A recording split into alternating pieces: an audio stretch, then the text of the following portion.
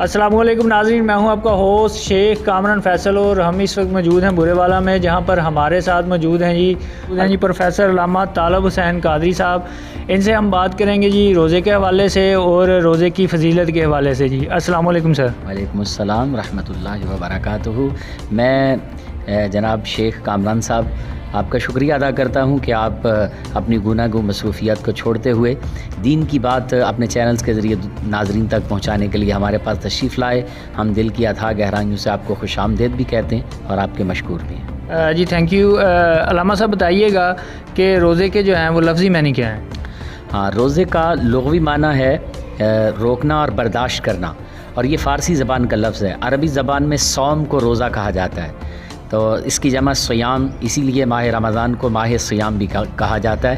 اور اس کی شرعی تعریف یہ ہے کہ عبادت کی نیت سے طلوع صبح صادق سے لے کر غروب آفتاب تک کھانے پینے اور نفسانی خواہشات سے بچتے ہوئے پرہیزگاری اختیار کرنے کا نام روزہ ہے۔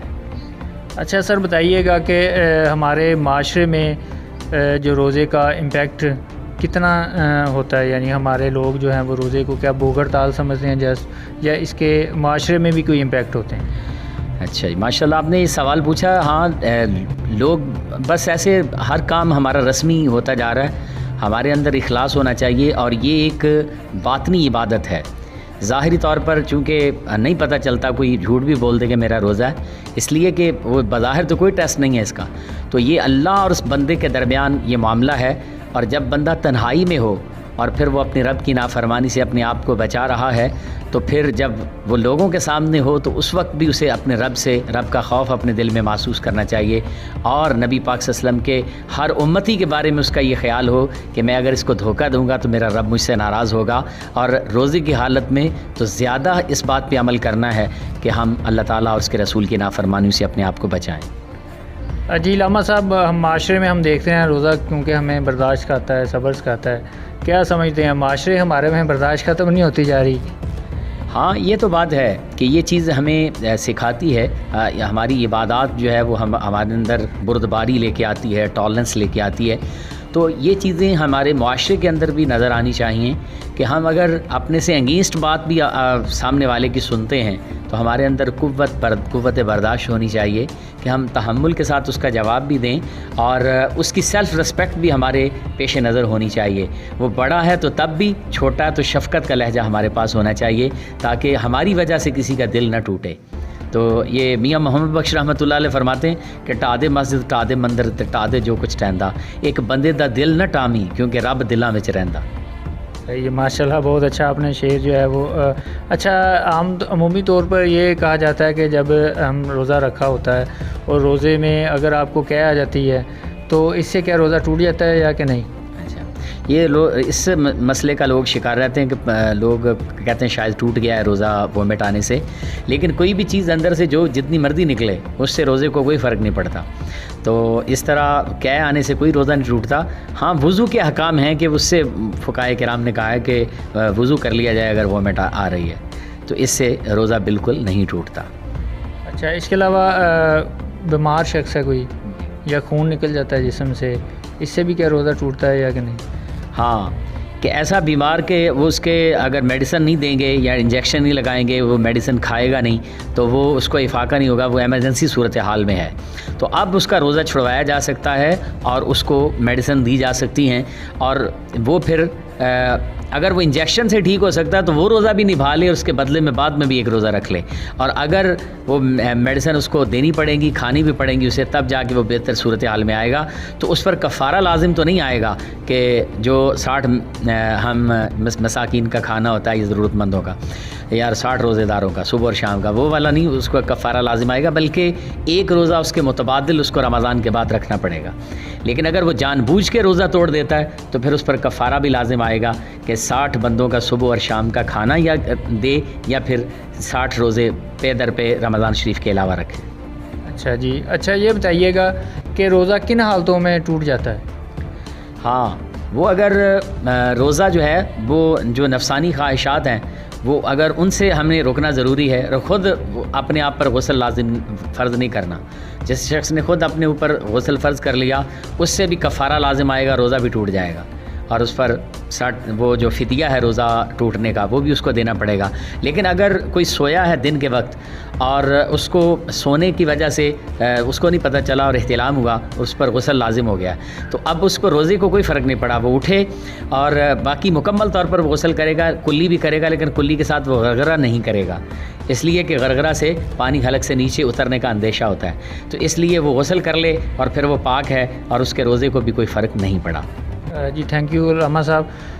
آخری سوال آپ سے ایک اور میں کروں گا کہ یہ بتائیے گا کہ روزے کے ثواب کے حوالے سے تھوڑا سا ہمارے مسلمان بھائیوں کو اگر پتہ لگ جائے کہ اس کی فضیلت کتنی ہے.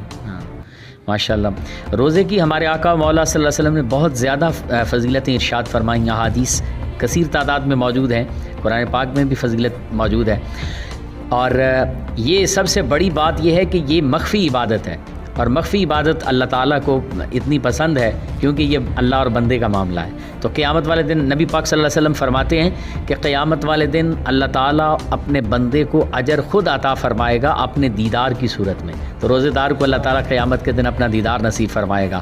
اور ہمارے آقا و مولا صلی اللہ علیہ وسلم نے فرمایا کہ جنت کے 8 دروازے ہیں اور ایک دروازے کا نام باب الریان ہے, اور قیامت کے دن باب الریان سے روزے داروں کو آوازیں دی جا رہی ہوں گی فرشتوں کی جانب سے کہ آؤ روزے دار کہاں ہیں, آئین الصائمون, روزے دار کہاں ہیں, آئیں اور وہ داخل جنت ہو جائیں. سبحان اللہ جی. اچھا, ثواب کے حوالے سے ہی آخری سوال مولانا صاحب آپ سے کہ شب قدر کا جو ہے وہ بہت زیادہ فضیلت بتائی گئی ہے, وہ ماہ رمضان میں ہی آتی ہے, تھوڑا سا ہمیں جو ہے نا ہمارے مسلمان بھائیوں کو شب قدر کے حوالے سے تھوڑا سا بتائیے. ہاں, شب قدر کے بارے میں تو ایک پوری سورت اللہ تبارک و تعالیٰ نے قرآن کریم میں نازل فرمائی, سورۃ القدر, اور 30ویں پارے میں ہے, اور اس میں اللہ پاک نے ارشاد فرمایا وما ادراک ما لیلۃ القدر, تمہیں کیا معلوم کہ وہ شب قدر کیا ہے.